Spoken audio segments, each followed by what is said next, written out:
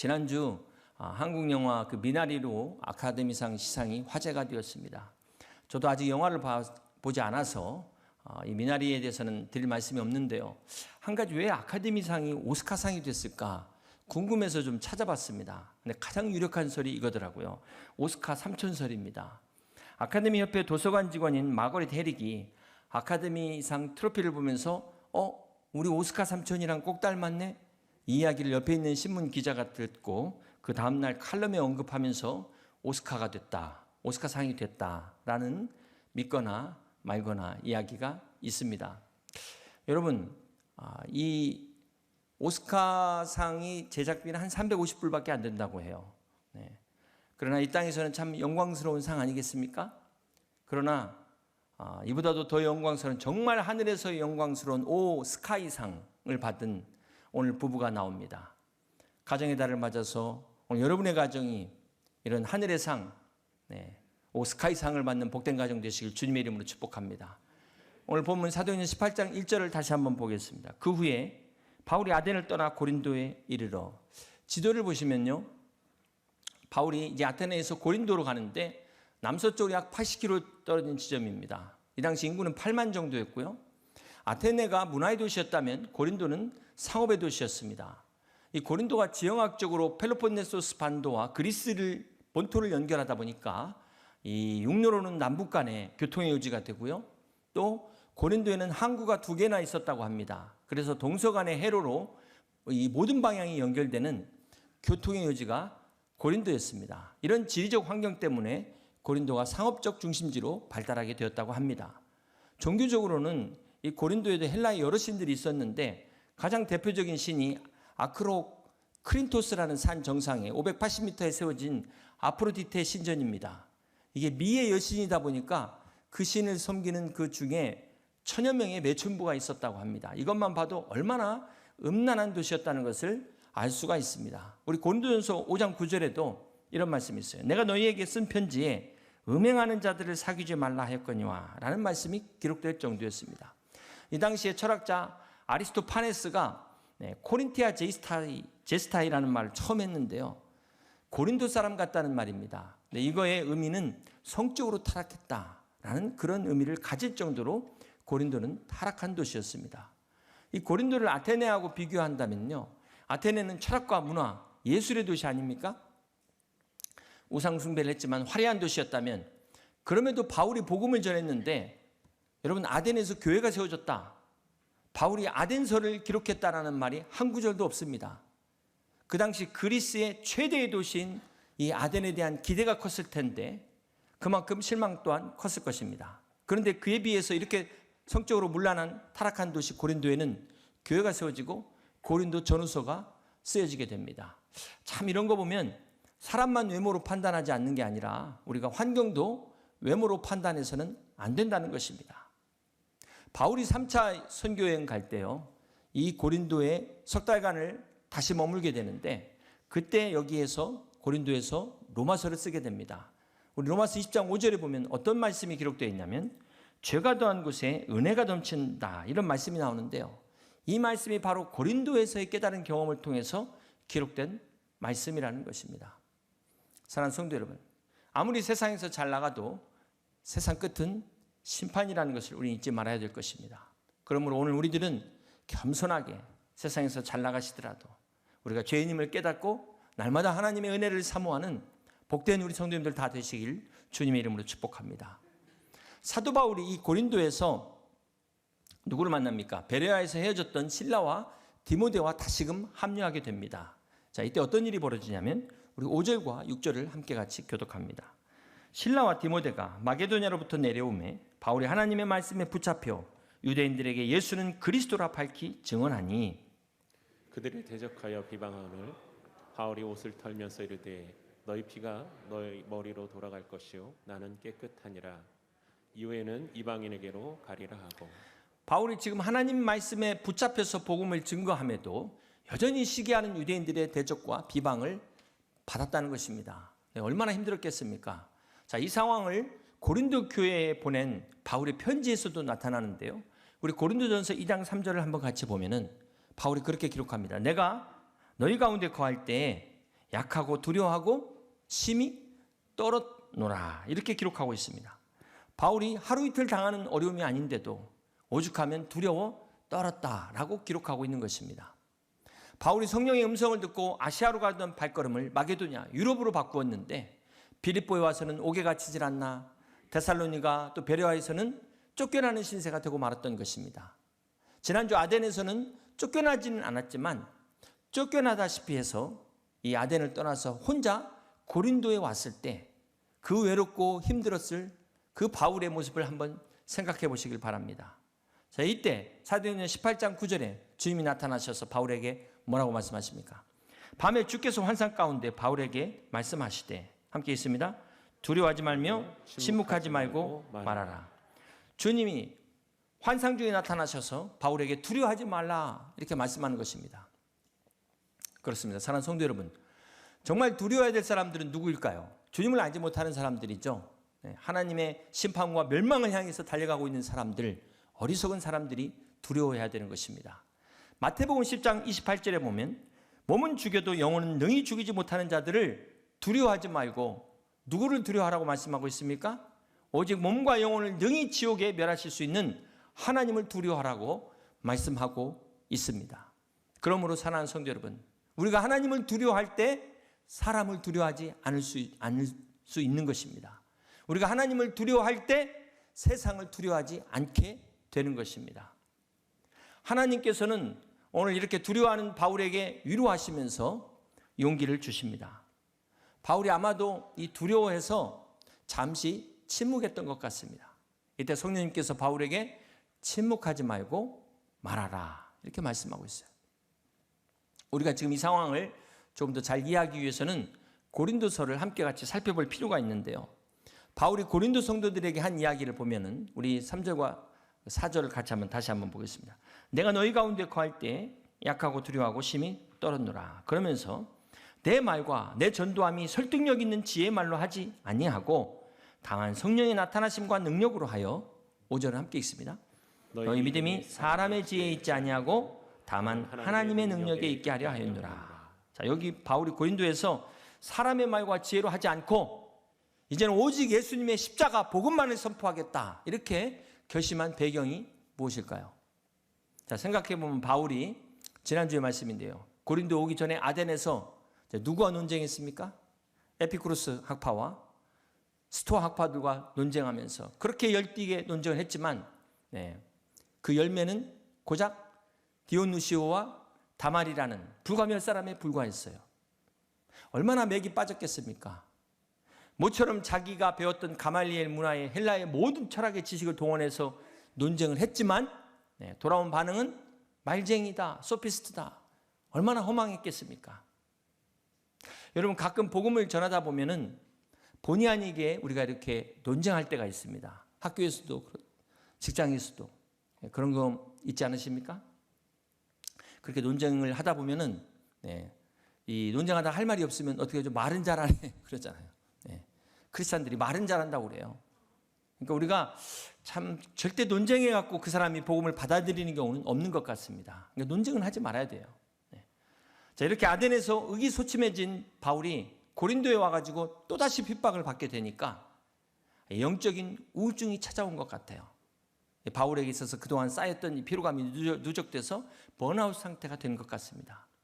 이때 성령님께서 바울에게 음성을 들려주십니다. 바울에게 두려워하지 말라. 그러면서 하시는 말씀이 사도행전 18장 10절의 말씀이에요. 우리 같이 한번 보겠습니다. 내가 너와 함께 있으며 어떤 사람도 너를 대적하여 해롭게 할 자가 없을 것이니 이는 이 성 중에 내 백성이 많음이라. 그렇습니다. 주님이 함께 하시면 어떤 대적도 우리를 해롭게 할 수 없음을 믿으시기를 바랍니다. 성령님께서 바울에게 지금 어떤 대적도 너를 해롭게 하지 못한다 말씀하시면서 이 성 안에 내 백성이 많다. 구원받을 백성이 많을 것이다. 이렇게 말씀하고 있는 거예요. 바울이 지금 환상 가운데 이 말씀을 듣고 다시금 심기일전하여 일어서게 됩니다. 그러면서 바울이 다짐한 것이 바로 고린도전서 2장 4절의 내용이라는 거예요. 내 말과 내 전도함이 설득력 있는 지혜의 말로 하지 아니하고 다만 성령의 나타나심과 능력으로 하여 너희 믿음이 사람의 지혜에 있지 아니하고 다만 하나님의 능력이 있게 하려 하노라. 이렇게 선포한 것입니다. 사랑하는 성도 여러분, 하나님의 복음은 설득력 있는 어떤 막 화려한 언변으로 하는 것이 아니고 고상한 말로 하는 것이 아니라 성령의 능력으로 선포되는 것입니다. 이것은 설교도 마찬가지예요. 오늘 이 선포하는 이 설교가 사람의 귀를 즐겁게 하는 것이 아니라 성령의 능력으로 전하는 설교가 되어야 되는 것입니다. 저도 이것을 위해서 매일같이 기도해요. 이 자리에 설 때마다 매번 성령님을 의지하면서 저는 이 자리에 섭니다. 사랑하는 성도 여러분, 여러분도 부족한 저 보지 마시고 오직 하나님만 바라보셔서 이 예배 중에 주님 만나시고 오늘 설교 중에 사람의 음성이 아닌 하나님의 음성 들으셔서 힘을 얻으시고 위로를 얻으시고 응답받으시기를 주님의 이름으로 축복합니다. 힘을 못 얻으시면 그 누구의 음성으로 들은 거예요? 사람의 음성으로 들은 거예요. 하나님의 음성으로 들으시길 바랍니다. 사랑하는 성도 여러분, 오늘 바울이 고린도에 와서 가장 큰 축복은 바로 만남의 축복인데요. 브리스길라와 아굴라를 만난 것입니다. 우리 2절을 다시 한번 봅니다. 아굴라라는 본도에서 난 유대인 한 사람을 만나니 글라우디오가 모든 유대인을 명하여 로마에서 떠나라 한 거로 그가 그 안에 브리스길라와 함께 이달리아로부터 새로 온지라 바울이 그들에게 가매. 아굴라라는 사람은 유대인이었지만 본도 출신입니다. 터키 갑바도기아의 북쪽 지역에서 이 사람이 이 브리스길라라는 로마 명문가 출신을 만났는데요. 아마도 로마 이탈리아로 와서 만나서 결혼하게 된 것 같다라고 학자들이 추정을 합니다. 자, 그런데 이들이 어떻게 이 로마를 떠나게 됐을까요? 그것은 클라우디우스 황제가 유대인을 추방하는 명령을 내렸기 때문에 그렇습니다. 이 클라우디우스 황제는 유대인 말살 정책을 폈던 로마의 황제 중에 한 사람이죠. 그래서 AD 49년에 유대인의 강제 추방령을 내립니다.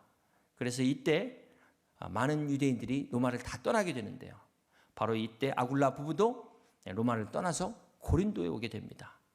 참 요즘으로 말하면 권리금 한 푼도 못 받고 자기 하던 사업 다 정리하고 강제로 그냥 파산당한 겁니다.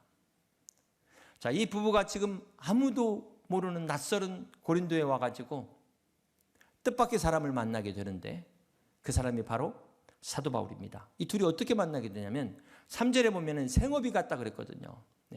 그래서 그 생업이 천막을 만드는 것인데 자, 어떻게 바울이 이런 같은 직업을 가질 수 있었을까요?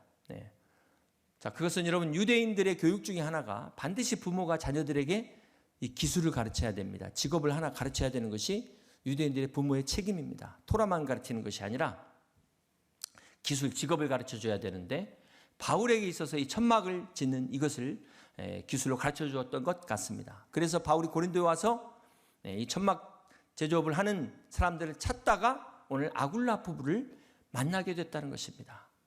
자, 이것이 아굴라 부부에게만 축복이 아니라 바울에게도 축복이 되었다는 거예요. 사랑하는 성도 여러분, 성도에 있어서 가장 큰 축복은 좋은 교회를 만나는 것이라고 믿습니다. 좋은 교회를 통해서 우리 예수님을 만나는 것이 얼마나 중요합니까?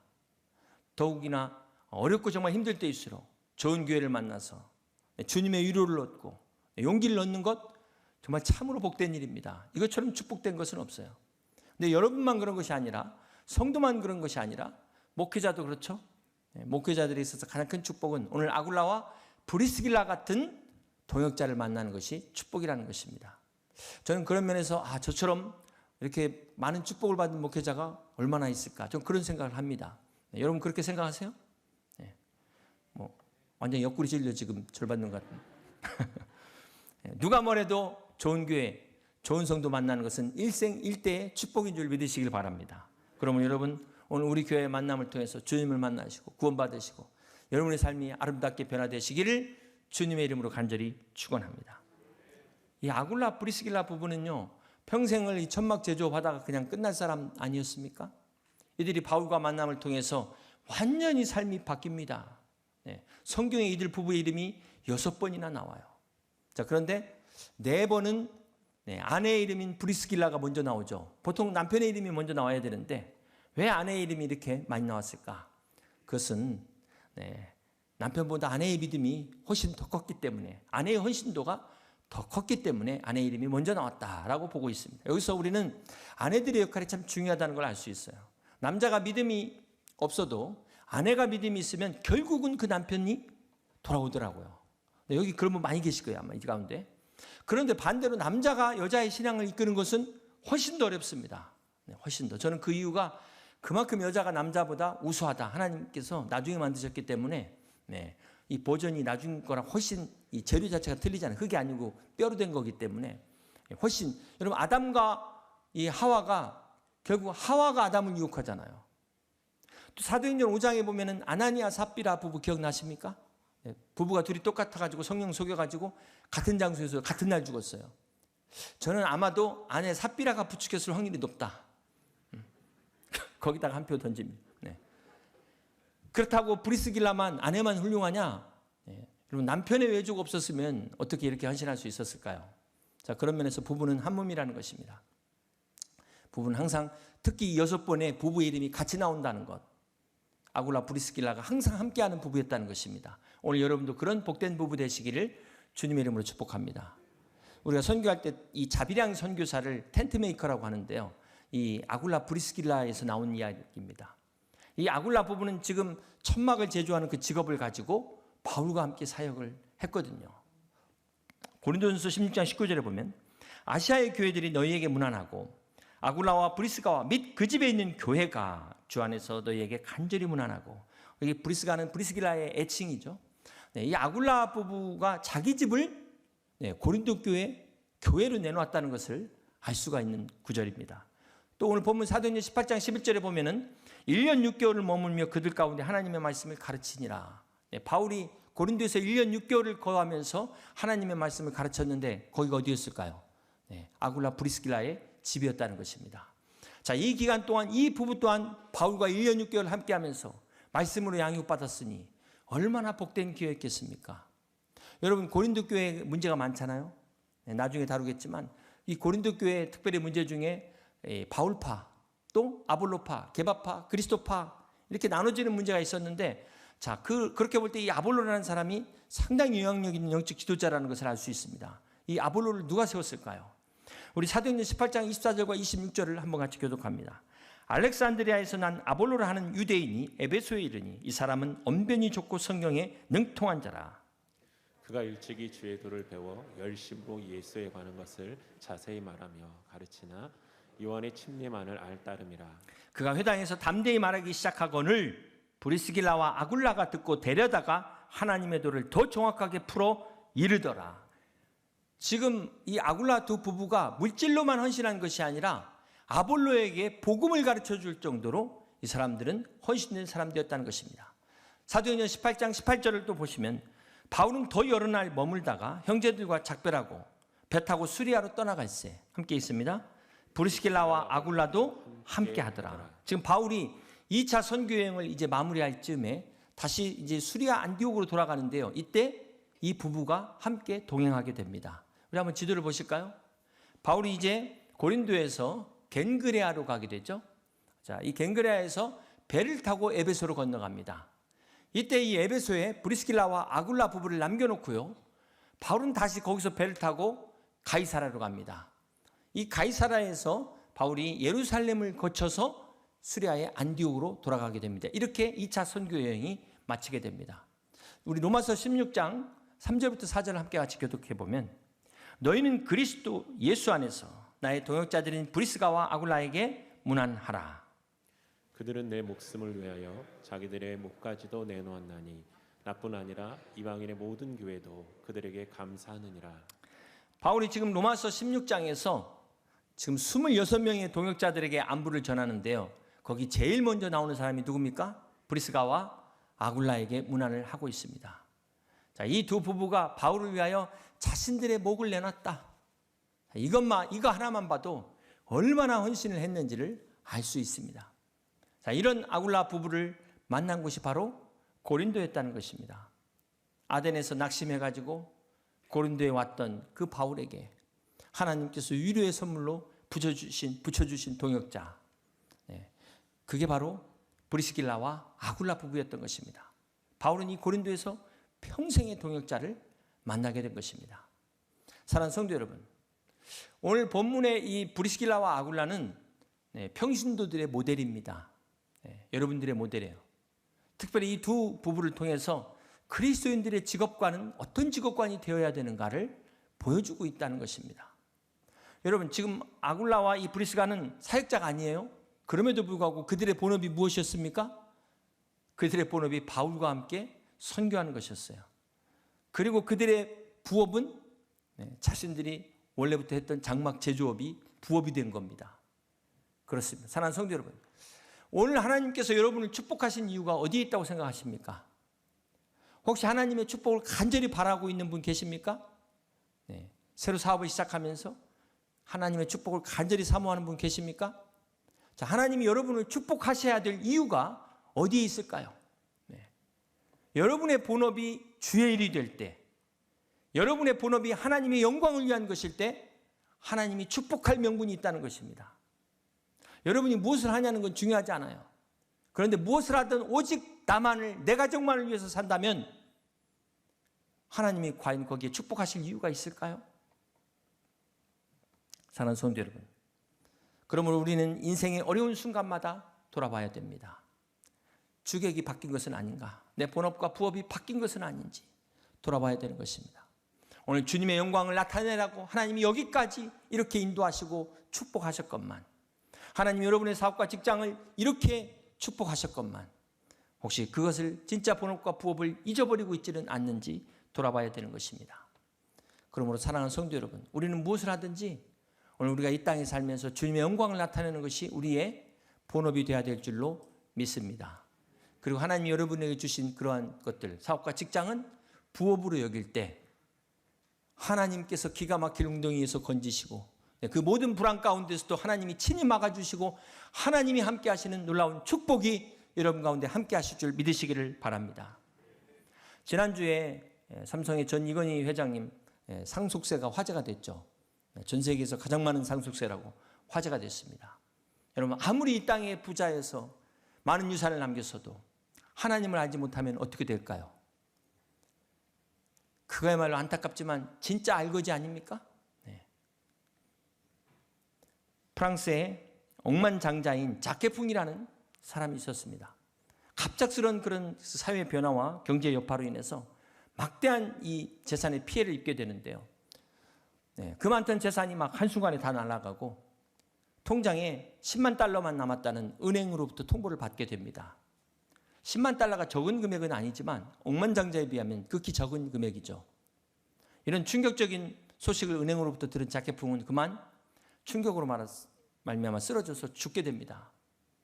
그런데 이 사람이 가족이 없었던 것 같아요. 안타깝게도. 그래서 자케풍이 죽자 그 친척 중에 가난한 조카 한 명이 있었던 것 같습니다. 이 사람이 대신 유산을 물려받게 되는데요. 이 가난한 조카는 생각지도 못한 어느 날 갑자기 은행으로부터 10만 달러를 유산으로 받는다는 소식에 그만 충격을 받고 쓰러져 죽게 됩니다. 여러분, 이래서 돈이 문제예요. 이래도 죽고 저래도 죽고, 재산 안 물려주면 맞아 죽고, 밥만 주면 쫄려 죽고, 다 주면 굶어 죽는다. 그래, 이래 죽고 저래 죽고 마찬가지이기 때문에 우리는 어떻게 죽어야 될지를 반드시 고민하고 기도해야 되는 것입니다. 사랑하는 성도 여러분, 우리는 하늘나라의 상속자임을 잊지 마시길 바랍니다. 그러면 이 땅에서 주의 영광을 위해서 받은 달란트 잘 남기셔서, 특별히 믿음의 유산 남기셔서 하나님 앞에 영광 돌리시는 복된 우리 어리도 침략의 성도들 다 되시기를 주님의 이름으로 축복합니다. 이제 말씀을 정리합니다. 오늘 브리스가 부부가 로마에서 추방당해서 낯선 고린도에 왔을 때 얼마나 막막했을까요? 삶의 기반을 다 잃어버리고 낯선 곳에서 다시 시작해야 된다는 게 얼마나 큰 어려움이었을까요? 인생 절대 위기 아니겠습니까? 그 위기가 사도 바울과의 만남을 통해서 전화위복됩니다. 축복이 돼요. 내가 쫓겨났다고 생각했는데 그게 아니라 하나님이 보내신 게 된 겁니다. 오히려 고린도에 온 게 내 평생에 있어서 가장 잘한 선택이 되는 것입니다. 여러분, 이게 바울을 만난 축복이라는 거예요. 이 생애 최고의 축복, 바로 그리스도 안에 있는 자들에게 주시는 축복임을 잊지 마시길 바랍니다. 그리스도 안에 있는 자들에게는 실패가 아니요, 쫓겨난 게 쫓겨난 것이 아니요, 버림받은 것이 아니라 보내심받은 하나님의 축복임을 믿으시기를 바랍니다. 그러므로 오늘 여러분도 우리 교회의 만남을 통해서 내 생애 최고의 축복은 여의도 침례교회 나온 거다, 예수님 만난 거다, 축복받은 거다 고백하실 수 있는 여러분 되시길 주님의 이름으로 간절히 축원합니다. 오늘 아굴라 브리스가 부부처럼 그들의 삶이 변화되어 주의 영광을 위해서 성경에 이렇게 영원토록 기록에 남을 수 있는 축복된 삶을 산 것처럼 여러분들도 그런 복된 삶 사셔서, 우리가 비록 이 땅에서는 오스카상 받을 일은 없지만 저 하늘의 오스카이상, 그 위 하나 더 있어요. 오 헤븐상, 여러분을 위해서 예비하신 그 영광의 면류관을 받아 누릴 수 있는 여의도 침례교회 모든 성도들 다 되시기를 주님의 이름으로 간절히 축원합니다.